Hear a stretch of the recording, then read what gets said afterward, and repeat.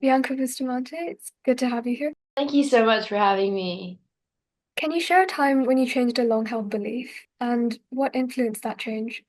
Honestly, I've always been highly influenced growing up in Asia. I felt like moving across a different country, different continent, obviously, racing abroad and traveling and experiencing different cultures. I've kind of had to change my view in a lot of things in life, especially competing in a sport that is so male dominated, but is so highly influenced by a lot of different cultures. You work with teams and drivers that grow up from different countries, have different beliefs. And because I was often the only Asian, I've kind of had to nearly bend so that I could fit in more to the standards that motorsport is at. And I think one of the hardest switch is actually moving to London, to UK. Like I was very cultured, like sheltered my whole life. My parents, I grew up in a very Catholic family. And honestly, I hate that kind of, not as connected as I was when I was younger, but I've kind of had to do it for my sport. So having to move here in London, people are different, the beliefs are different. And I think the change in culture has affected me massively. And it was hard. Like for the longest time, I was very homesick.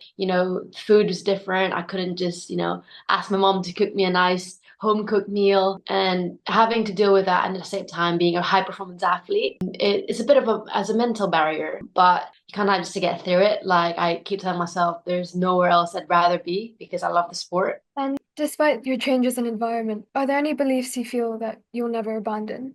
Like I said, I'm very Catholic, so my views might not reflect other people's, but obviously I've always prayed my whole life. Like I believe that there's someone above that is guiding us. And, I always say when I'm not in control of the wheel, I hope God is, and that He can always keep me safe. So I always, when I can, pray, and before every single race, I do the sign of the cross, just because the sport is very unpredictable. There's a lot of things that completely out of your control. And when it is out of your control, it's a good feeling knowing that there's inner peace and that there's safety. As the first female driver to join the British team's development program, and also as the first female F1 driver, have you encountered any disagreements related to gender stereotypes in motorsport? Honestly, even though if I didn't make it this far, I still had to face a lot of gender barriers. Like the biggest one is probably just even getting into the sport without getting so much criticism from the opposite sex. I feel like my biggest critics were always the male counterparts in sport, and I think that's just how it is. Like I said, for the longest time, motorsport has been such a man's world to the extent that, the drivers and mechanics, people working in the inner circle of the sport has been, led and yeah, been led by men. So for a woman to kind of go into the sport and excel and do things that changes the norm, it is, a bit unsettling for them. So it is very normal to kind of retract and kind of have that fight or flight mode activated, and it's very normal. Like I've experienced a lot of criticism, being told that I didn't belong to sport, and in some cases even taken out intentionally just because I was performing very well on track.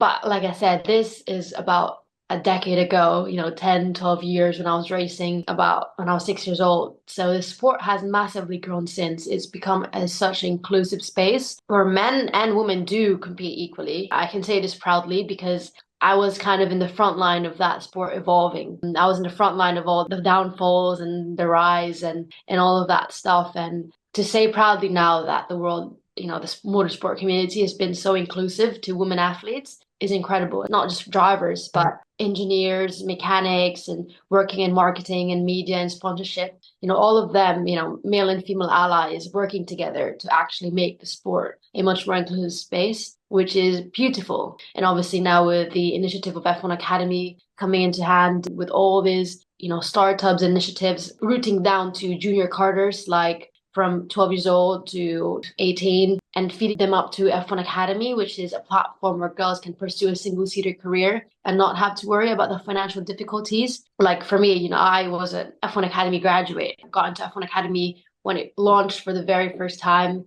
our first year racing, back in 2023. And now I've done my 2 years and I'm ready to move up the ladder to GB3. And I think it's incredible to kind of see that pathway that wasn't there then when I was karting. So yeah.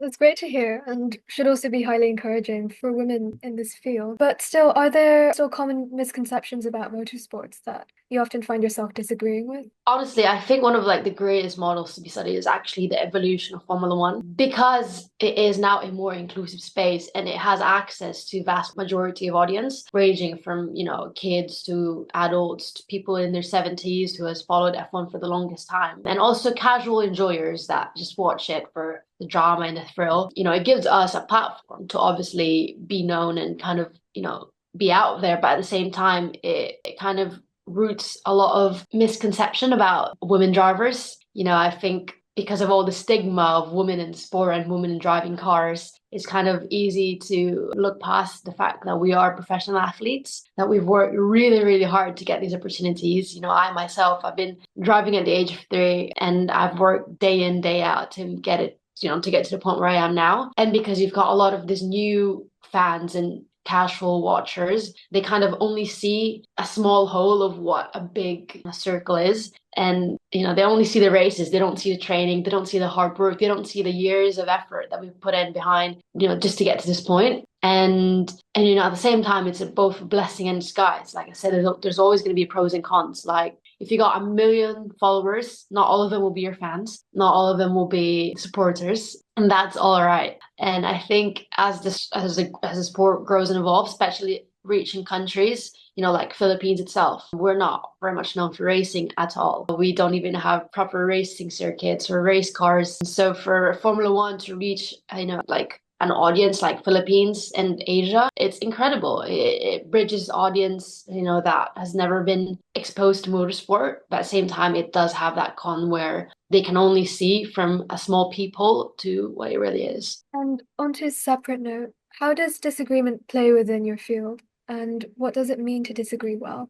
Disagreement, I feel like it happens on a daily basis. If you don't disagree, you're not passionate enough. I think that's how I've always viewed it. Obviously, a lot of people always have different opinions, and there will be people that will talk as if they know better than you, and that's all right as well. And I think that's why it's very important to kind of have a filter, what goes in, what goes out, and what stays within, especially in a team sport like racing. When you see a driver, you see a car and a driver going around in circles, you kind of see it as a very singular thing, but actually behind it is, a team of mechanics, engineers, looking at data, watching onboards, making sure that this piece of high performance machinery is able to perform at its optimal condition and vice versa for the drivers. We've got coaches, sports psychologists, physios, making sure that we are, at the highest level of performance each time we drive. And so all those people working hand in hand to kind of, have that equilibrium of performance. There will be times that you will disagree, especially at a peak. And obviously every peak comes a crash. There's times where you might want to point fingers on one another why we didn't succeed in this race, why we failed, why we lost. And I think that's very normal, disagreeing. We all have our voices and opinions. And I think that's what makes this sport so interesting, that it's so not just about driving. It's about strategies you make as a team. And sometimes those strategies doesn't play out well for you. And I think you've seen that happen a lot of times in Formula One. Drive to Survive is a great it starts to Drive, the series that Netflix made to kind of showcase to people what really goes behind the scene of Formula One and what it takes to work in that circle. And yeah, it's very normal to disagree. And obviously for me, in my inside, disagreeing within your team is the only thing that matters, because the people and the voices outside that circle, like fans or on social media or people that watch from an outside point of view, they don't get to see what happens from the inside. And that's why I always tend to filter those voices out. Whenever you read on social media, the comments, and whenever, people always have bad things to say about you, I always filter them out because, they're not my core people. And I think that's such a good skill to have, especially in a sport where it's so open to a lot of people. And would you say it's very often that you disagree with race officials about a decision?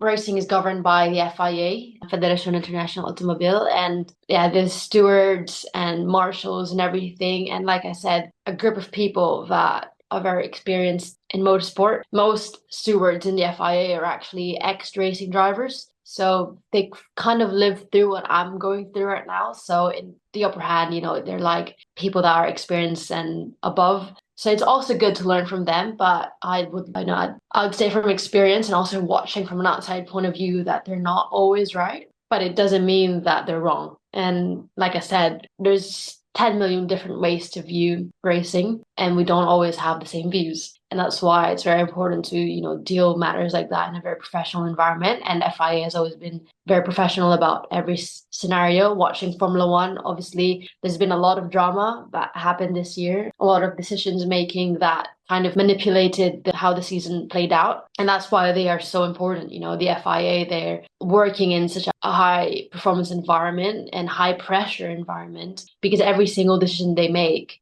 can really change the path of how the championship goes and how the season goes for each driver. So I wouldn't want to be working in the FIA, definitely. I wouldn't be able to take the pressure. But, I feel like we all have our different opinions of how they work and how they operate, but they're very important needs in the society of motorsport. So I'm glad that they're there. Finally, do you have any advice for aspiring drivers or mechanics or engineers who are planning to work in F1? Honestly, I feel like coming from Asia, I'd love to see more Asian mechanics, engineers, drivers working in the sport. And that's why I think representation matters. That's why I do every single interview, I do every single photo shoot, every single post, just so I can reach those audience that aren't familiar with the sport because I love sharing my passion. I love sharing motorsport with other people. And I hope that in that way I get to inspire the next generation, passing the torch a little bit brighter to the next generation. And so if I could say something to those young girls and boys that do aspire to be racing drivers is to chase, keep that fire bright within you and don't ever let anyone dull that. I feel like if I let people, influence me into making decisions in my life, I wouldn't have made it to where I am now. And, I feel like as well, it's very easy to follow the norm, especially follow the paths that our parents or grandparents has laid for us. And so I think that's why it's very important to find who you are. And if you find it in racing, then pursue that, chase that dream. Don't ever get tired. And if there's one thing that I love about myself is how much I valued hard work, how much I wouldn't take no for an answer. And if that's something that I can, hopefully introduce to the next generation and share with the next generation, I feel like we'd have a very successful pool of racing drivers and engineers coming along. So yeah, I think that's pretty much it. Never take no for an answer and keep chasing.